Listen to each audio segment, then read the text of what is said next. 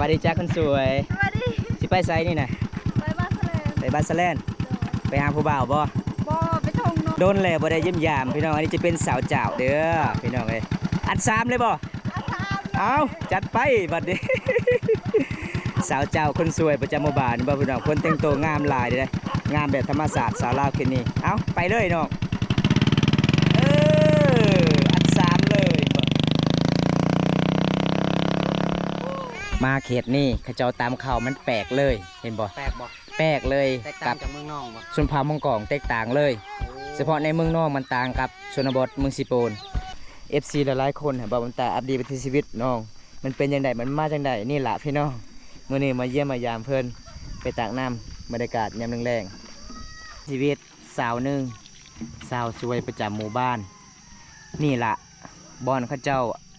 ตักน้ำอาบน้ำเอ้าคันเวลาอาบได้อยู่ไสไปอาบนะอยู่หัวอีกโอ้เพราะว่าในเบื้องทางใดก็จะเป็นภูเขาเลยหมู่บ้านนี้เห็นบ่วิวธรรมชาติสวยสดงดงามนี่พี่น้องอัปเดตไปที่ชีวิตสาวเทิงคนสวยเพิ่นมีพ่อ2คนเด้มีแม่1คนแต่พ่อเพิ่นแท้ๆกับปะแม่เพิ่นแล้วพี่น้องคือบ่มีขุน้องฮะเป็นหยังคือบ่มีขุบ่มีเงินซื้อบ่โอ้นี่อัปเดตไปที่ชีวิตน้องหนึ่งคนสวยบรรยากาศหมู่บ้านนี้ก็บ่มีไฟฟ้าแบบนี้ล่ะพี่น้องเป็นหมู่บ้านที่บ่มีไฟฟ้า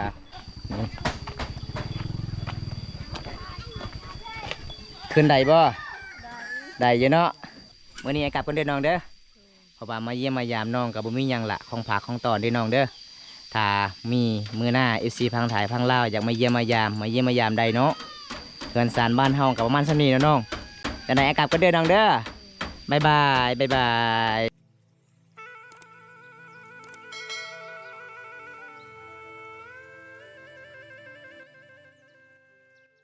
สวัสดีเฮ็ดหยังอันนี้นะ ลุงข่าว นึ่งข้าวยามแรงๆอีพ่อไอ้แม่ออกไปใส่มื้อนี้บ่คือบ่เห็นอยู่เฮือนฮะไปให้ไปซักข้าวให้ชวนเจ้าเผาเฮือนมื้อนี้มาเยี่ยมมายามเพิ่นคือเก่าพี่น้องเอ้ย FC หลายๆคนเป็นห่วงน้องนึ่งหลายในได้ซื้อเพจเจ้าน้องเพราะว่า FC อยากเติมให้เจ้าเน็ตหลายๆคนก็เจ้าอยากได้เพจเจ้าอยากได้เบอร์เจ้าชื่อบ่ชื่อแต่เพจบุ๊กก็คือน้ำเนาะเบอร์บ่ชื่อเบอร์บ่ชื่อพี่น้องเอ้ยโทรศัพท์เจ้าตอนนี้อยู่ไส ที่บ้านไปเมือง เจ้าไปซักอยู่พุ่น เมื่อไอ้ มาแล้วบ่โทรศัพท์เจ้าพอได้เอามาโทรศัพท์เจ้าติดมันตะฮือ เขาวี พี่น้องเพราะว่าเวลาแบกเบิดต้องไปสากหมู่บ้านที่มีไฟฟ้าเด้เป็นยังข้าวชิสุกเลยบ่หลังจากนึ่งข้าวสุกแล้วน้องสิไปใส่ต่อบัดนี้ไปตักน้ำอยู่ใส่อยู่ป่าโอ้ไก่อยู่บ่น้อง บ่ บ่ไก่ปานใดคอยไปนำได้บ่ ได้ ได้เนาะสิบ่ย่านแล้วเนาะ ก็เป็นคนคือกัน ติอายบ่รอพี่น้อง เพราะว่าบอมตามมาเยี่ยมมายามเพิ่นเพราะว่า FC หลายๆคนคิดฮอดหลายกันเลยมาเยี่ยมมายามให้ FC พี่น้องเอ้ยปกติกะเขตชนบทช่วงนี้เขาเจ้าก็บ่ได้อยู่เฮือนอยู่ศาลเด้แต่น้องก็พักผ่อนมื้อนี้พี่น้องเอ้ยหลังจากมาแต่ซักข้าวให้วานนี้ก็เลยมื้อนี้พักผ่อนอยู่เฮือนนึ่งข้าวเฮ็ดเวียกเฮ็ดงานอยู่เฮือนอยู่ศาลพี่น้องมามื้อนี้ยังงามคือเก่าเป็นจังไดมามื้อนี้ฐานะโสดคือเก่าบ่น้อง โสด โสดบ่มีอยู่บ่ FC ทักหาน้องมีอยู่เป็นจังไดเว้าได้บ่ภาษาไทยล่มได้บ่ฮะ เคยเก่ง บ่เก่งเลย เวลาอยากล้มผู้บ่าวไทยนี่ต้องส่งเสียงเอ้าอ๋อ บักน้อย เอาอยู่ไสเบอร์เจ้ามา เด็กก็สากให้ ให้ค่อยเบิ่งดูเบอร์เจ้าอยู่ไส เอาให้ตามน้ำใส่ข้าวไปหน่อยพอดีที่ชีวิตของเพิ่นเนาะถ้ามีแนวกินนี่คือสิแซ่บแต่ทุกคนเลยมีอาหารแซ่บๆมากินเนาะกับข้าวห่อนๆโอ้หอมแท้ สุกอยู่เนาะวันนี้เนาะ เป็นข้าวไห่ข้าวธรรมศาสตร์เนาะแซ่บเป็นยังไงหอมเนาะ อ๋อฮอนคักเลยพี่น้อง ทั้งหอมทั้งหอมเนาะบนตาเนาะ แม่น น้องเพิ่นอยู่ติดกับเตาไฟเลยขนาดหอดปันนี้พี่น้องเอ้ยห่อในลีได้พี่น้อง บ่ฮ้อนบ่เสาหนึ่ง หอม อ่ะยับไปเอกฮ้อนสีของเพิ่นสีของเพิ่นว่าเข้ามาในเขตนี่พอแต่ตกแรงมากกะสิได้ยินเสียงจักจั่นเนาะ แม่น แบบบ้านๆเลยเนาะธรรมศา มั ส น ตร์ เป็นป่าธรรมศาสตร์ แม่นถ้าได้มานอนอยู่นี่แบบมาอาศัยอยู่จักคืนหนึ่งนี่คือสิม่วนเลย แม่นม่วนหลายม่วนหลาย เสียงจักจันให้บ่ทุกคนอู้น้ำบุญแหละเพราะว่ามันเป็นป่าทั้งนั้นเนาะอ้อมหมู่บ้านเนาะได้ยินเสียงจักจันอยู่บ่ อ้าว เนาะ ติ๊กข้าวมีแต่อันเดียวบ่น้องติ๊กข้าวเจ้าจังอันฮะมีแต่อันเดียวนี่บ่โอ้ติ๊ก เข้ามีเดือนเดียวป้าตก บ่มีพี่น้องเอ้ยเพราะว่ามาเยี่ยมมายามเพิ่นอันนี้ก็จะเป็นน้ำที่กระเจ้าให้น้ำแบบเวลาเฮ็ดกินต้องใส่กระตุกเห็นบ่มีขู่พี่น้อง เพื่อนน้องเป็นน่าสงสารเลยพี่น้องเอ้ยแต่ละหลังเฮือนบอมตากะแนมเบิ้งตลอดบอมตาถามน้องว่าบ้านน้องบ่มีขู่บ่มีเพิ่นว่าเอากระตุกนี่ละเวลาจะเฮ็ดกินต้องเอากระตุกมาใส่น้ำพี่น้องเอ้ยมันสิยากเด้พี่น้องเอ้ยเวลาน้ำเบิดต้องไปตักอีกโอ้ยพี่น้องเอ้ย โอ้ใส่เท้าแล้วต้องเอาผ้าหมอมาพัดอันนี้เพื่อหยัง ให้มันเย็นบ่ ให้มันเย็น เพื่อให้มันเย็น อื โอ้ ม ให้มันเย็นไว้เนาะถ้าบ่พัดกับมันสิซ่าเนาะแบบเข้มๆสีมันเนาะ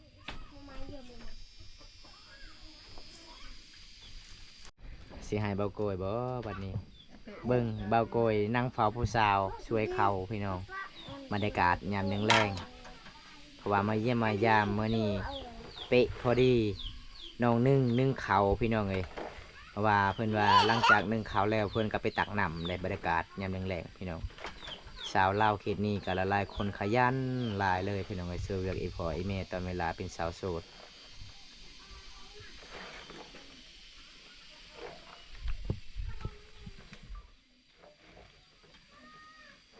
นี่แหละพี่น้องวิถีชีวิตสาวลาวชนเผ่าตรีชนบทเมืองสีโปนแขวงชนเขตพี่น้องเลย เอาเต็มแล้วในติ๊บน่ะสิเอาไปใส่บนไดอีกบ่นี่ ให้น้องกิน ให้น้องกิน เบิ่ง บ่ น้องเพื่อนรอทาเอื้อยช่วยเขายังบ่ทันแล้วน้อง แม่น น้องเพื่อนก็หิ้วเขาหิ้วนำแล้วพี่น้องเลย เพิ่นอยากเข้าเด้ แม่น ตากินข้าวแต่ว่าบ่มีแนวกินเนาะซะนึงเนาะตักสิเอาหยังมาให้น้องๆเพิ่นกินเนาะเพราะว่าในบ้านของเพิ่นนี่บ่มีอาหารขายเครื่องเนาะ บ่มี บ่มีก็เลยบ่ฮู้ว่าสิซื้อหยังให้เพิ่นกินพี่น้อง มันแปลกเลยเนาะหมู่บ้านเจ้าบ่มีอาหารขายเครื่องเลยเนาะเวียดนามก็บ่มีขายอยู่นี่เนาะเพราะว่าเป็นหมู่บ้านที่บ่มีไฟฟ้าก็เลยเขาเจ้าก็บ่ได้ขายเครื่องเนาะโอ้พี่น้องเลยสาวลาวเขตนี้เป็นหมู่บ้านเล็กลับไอ้ดีเด้อพี่น้องเฮือนซ่านเขาเจ้าก็จะเป็นเฮือนน้อยๆเด้ก็คือเขตทางหมู่บ้านชมเผ่ามังกรหมู่บ้านสิบึกโอ้แน่ทางนั้นพี่น้องเป็นหมู่บ้านที่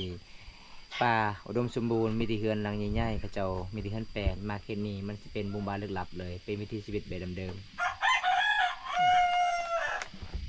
คักมีไก่ขันเลย ๆ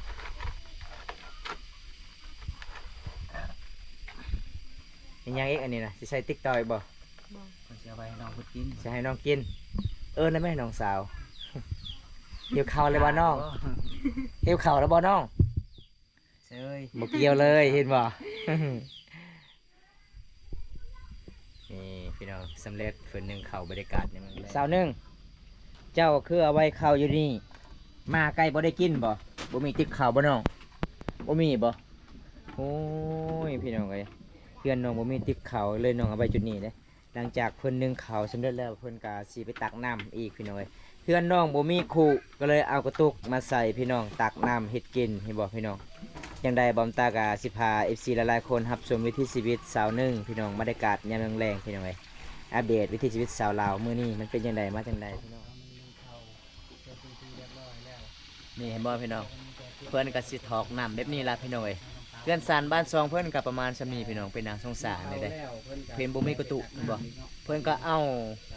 เพิ่นบ่มีคุเพิ่นก็เอากระตุกมาทอกใส่น้ำจุดนี้พี่น้องนี่ประมาณเท่านี้ล่ะพี่น้องเห็นบ่ซานเพิ่นคุกก็คุกเก่าๆมันแตกไปแล้ว น้ำมีทุกไปจะทางไว้ก็สิเอาทุกนี่ไปตักน้ำเอาเพิ่นเนาะเพิ่นกำลังสิไปตักน้ำไม่ทานที่จะเอาไปตักน้ำในมื้อนี้เนาะ ทุกคนเราบ่เคยกินเอาทุกคน ไก่อยู่บ่สนหนึง บ่ ประมาณจักหลักเฮายังเอาฮะ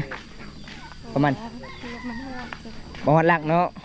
เดี๋ยวน้อยก็สิฮอดละพี่น้องแบบหมู่บ้านเขาเจ้าก็ประมาณสำนี้เด้อพี่น้องเห็นบ่เฮือนศาลเขาเจ้าก็มีแต่เฮือนหลังน้อยๆเลยประมาณ12หลังคาพี่น้องเป็นหมู่บ้านเรื่องลับแนมเบิ่งทางใดก็จะเป็นภูเขาตลอดเลยเด้อตอนนี้ก็สิพาไปที่สิพาเสาหนึงครับชมวิถีชีวิตเสาหนึงไปตักน้ำบรรยากาศยามแรงๆพี่น้องคันท้าเอาผู้บ่าวของไทยสิตักน้ำไปนี่ตลอดบ่ โดย ได้บ่ ได้ ได้เนาะ นี่ละพี่น้องหมู่บ้านของน้องประมาณซ้ำนี่ละพี่น้องประมาณ12หลังคาไม่ยังอันนี้นะโรงเรียนบ่ไม่ยังอันนี้นะ โดย ไม่ยังห้านบ่ก็เจ้าบ่ได้ขายเลยเนาะเออพี่น้องมื้อนี้ครับชมวิถีชีวิตสาวหนึงคนสวยเพราะว่า FC หลายๆคนบ่าวบนตาอัปเดตวิถีชีวิตน้องมันเป็นจังไดมันมาจังไดนี่ล่ะพี่น้องมื้อนี้มาเยี่ยมมายามเพิ่นไปตักน้ำบรรยากาศยามแรงๆนี่ไปอาบน้ำกระทั่งนี่บ่น้องไปอาบน้ำบ่ พี่น้องเอ้ยอาบน้ำกระทางนี่ได้เห็นบอกพี่น้องแนมเบิ้งทางใดก็มันจะเป็นภูเขาเลยเขตนี้เมื่อนี้มาเยี่ยมมายามอดีตวิถีชีวิตสาวลาวเขตนี้มันเป็นยังไงมันมาจังใดพี่น้องบรรยากาศยามแรงๆเพราะว่าสาวหนึงก็ใจดีหลายเลยเพราะว่าพาทีมงานเฮามาเยี่ยมมายามเพิ่นไปตักน้ำอ้าวน้ำตัวใดสาวหนึงตัวนี้แหละโอ้ น้ำยังอันนี้นะน้ำลิ้นบ่น้ำยังฮะน้ำอองติผู้บ่หรือว่าจังใดอันนี้นะโอ้นี่พี่น้องเห็นบ่พี่น้องวิถีชีวิตสาวหนึ่งสาวสวยประจำหมู่บ้านนี่ล่ะบอนเขาเจ้าตักน้ำอาบน้ำนี่บ่พี่น้องโอ้ยพี่น้องเอ้ยเป็นน่าสงสารเลยพี่น้องเพราะว่าหมู่บ้านเขาเจ้ากาบ่มีไฟฟ้าเด้หมู่บ้านเขาเจ้าเห็นบ่นี่เพิ่นเฮือนบ้านซองเขาเจ้ากาประมาณ12หลังคามันบ่หลายพี่น้องอยู่ทางพุ่นก็จะเป็นบ้านคนเด้แต่หมู่บ้านของแต่บ้านสาวหนึ่งก็จะเป็นทางนั้นพี่น้องมื้อนี้อัปเดตวิถีชีวิตสาวหนึ่งมันก็สิโดนเติบเนาะเพื่อสิเต็มตุกหนึงเนาะตอนเช้าก็แบบนี้บ่ไปตักบ่ แบบนี้ ตอนแรงก็แบบนี้โอ้โหเมื่อยหลายเอ้าคันเวลาอาบได้อยู่ไสไปอาบนะอยู่หัวอีกโอ้อันนี้จะเป็นน้ำที่เฮากินเนาะน้ำอาบก็คืออยู่หัวพี่น้องเห็นบ่บรรยากาศพี่น้องเพราะว่าถนนนี้ก็จะเป็นเฮาออกพุ่นละพี่น้องหมู่บ้านตาสะแลนขึ้นไปเวียดนามเส้นทางนี้พี่น้องเพราะว่าในเบื้องทางใดก็จะเป็นภูเขาเลยหมู่บ้านนี้เห็นบ่วิวธรรมชาติสวยสดงดงามห้วยทางนั้นก็จะเป็นบ่อนชาวบ้านอาบน้ำเด้ทางนั้นเด้ในเบื้องทางใดกับภูเขาล้วนๆเลยมื้อนี้หมู่บ้านนี้พี่น้องมื้อนี้ก็อัปเดตวิถีชีวิตสาวหนึ่งคนสวยประจำหมู่บ้าน เป็นได้เปล่าน้ำออกลายอยู่บ่ สวัสดีครับผู้สาว ป้าไปใส่เนาะ ปลาสมงามแท้ ไปทางใดเนาะไปใช่เจ้าแสรล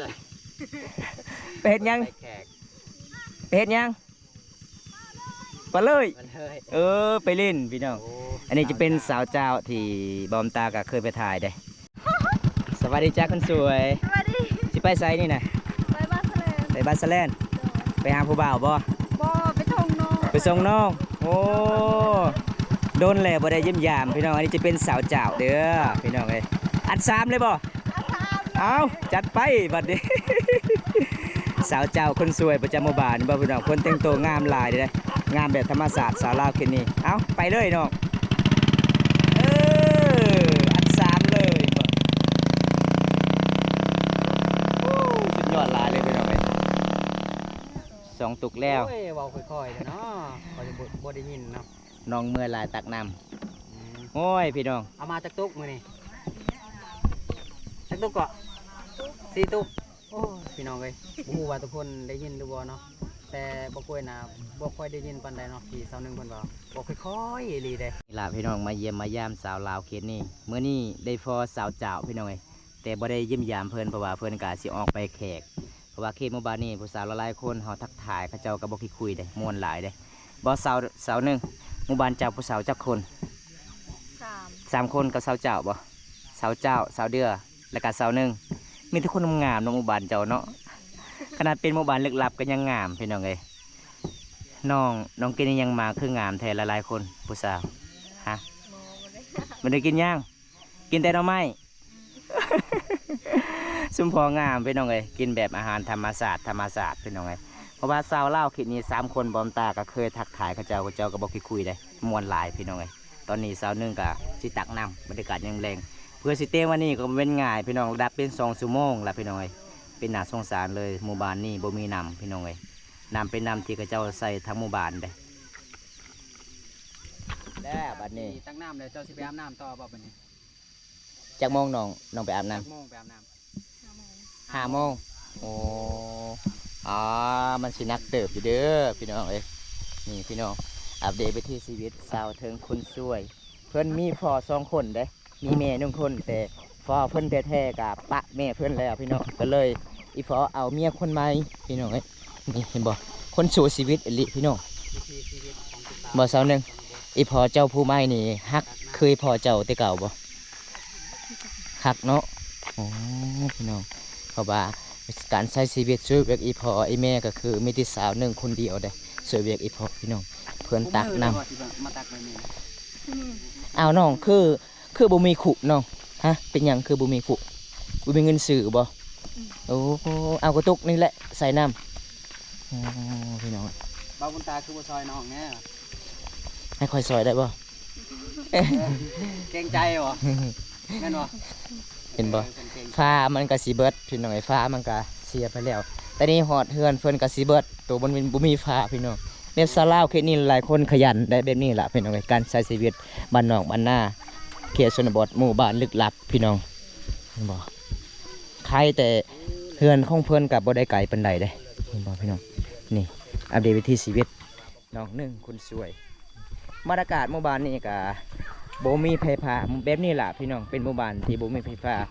เครื่องเขาเจ้าร้านเขาเจ้าขายเครื่องคองก็บ่มีเด้คันจะซื้อเครื่องต้องเข้าไปอยู่ในเมืองพี่น้องบ้านเขาเจ้าอ้ายใหญ่เพิ่นกำลังสิแปลงเฮือนเห็นบ่เขตหมู่บ้านนี้เป็นมีล่ะประมาณนี้ล่ะพี่น้องหมู่บ้านนี้บ่ได้กว้างปานใดเด้มันสิเมื่อยคักเลย นี่ก็ฮอดเฮือนน้องแล้วครับนี่ขึ้นได้บ่ได้อยู่เนาะนี่สาวลาวคนสู้ชีวิตพี่น้องเอ้ยน้องเดือคนสวยประจำหมู่บ้านมาเขตนี่เขาเจ้าตามข่าวมันแปลกเลยเห็นบ่ แปลกบ่ แปลกเลย แตก กั ต่าง บ จากเมืองนอกบ่ ชนเผ่ามังกรแตกต่างเลยเฉพาะในเมืองนอกมันต่างกับชนบทเมืองสิโปน เวลาตามเข้ามาเขตนี่ต้องทิมเอาบ่พี่น้องมาเขตหมู่บ้านบอมต้าตามเข้าต้องยืนอย่างเดียวเด้เขตนี่แบบนี้พี่น้องมันสิแปลกมันสิต่างเลยเด้ชนบทคือกันแบบเวลาตามเข้ากับต่างก็คือสากจับมันแตกต่างกันเลยพี่น้องเอ้ย แตกต่างบ่ แตกต่างหมดเลย มาเมืองสกลก็สิได้เห็นความแตกต่างระหว่างสกลกับเมืองนอกเนาะ แม่นแตกต่างหลายเลย มันจะคัดแล้วก็สิมาตามต่อนะ เป็นยังไงซาวเดียตามข่าวมื้อนี้เมื่อไหร่บ่น้องเมื่อยเนาะวิธีชีวิตบ้านเฮาต้องแบบนี้เนาะบ่มีไฟฟ้าบ่มีโรงสีพี่น้อง